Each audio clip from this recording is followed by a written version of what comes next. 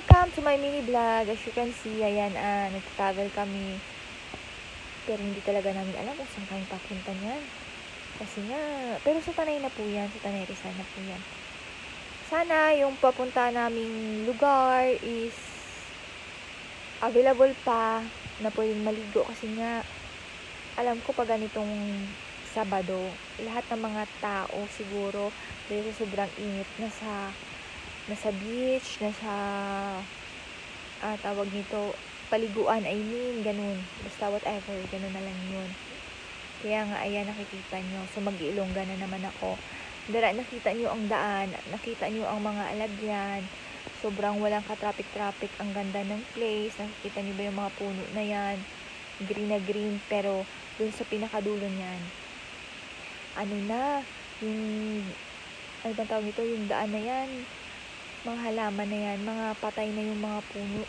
Sobrang kawawa nga yung mga puno. Kasi syempre, sa sobrang init ba naman ngayon sa atin, kahit saan lang ba naman mainit, diba? Kaya nga kami, gapangita kami sa lugar kung diin kami pwede maligo.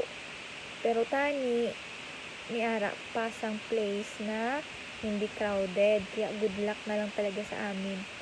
Ayan, binablog ko yan kasi nga, ang ganda ng lugar, ng daan.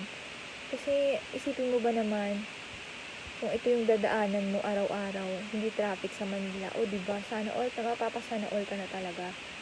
Nakita nyo, diba? Kung nakita nyo, mga motor lang, kukunti lang yung mga sasakyan, kasi nga, syempre, yung iba nasa bakasyon pa, hindi pa nakapuli, diba? Pasensya na kami ga Tagalog, Ilonggo ko, kasi syempre, Ilonggo, Bimakuya. Diba, nakita nyo man. Wara. Tingnan nyo, lantaw nyo bala ang kalangitan kanamion, isang kulay, isang aton niya clouds. O, diba? Feel na feel mo talaga yung summer. Summer is in the air. O, diba? Ayan, nakita mo. Nakita ninyo. So, ambot na lamang. Inakadamuon sa mga salakyan nga nag-alalagi kay ina. Siguro, maaga pa na sila yan. Nagkanto dito sila ginapaliguan. Mapuli na sila. Nakapuli na sila. Ay kami ya. Ano oras na kami naglakat? Alas 9.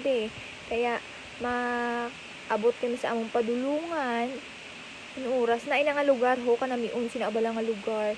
Pwede ka dira maligo. Pero syempre, wala man kami kabalo nga may ara sinang place nga dira. Nag-agi lang man kami.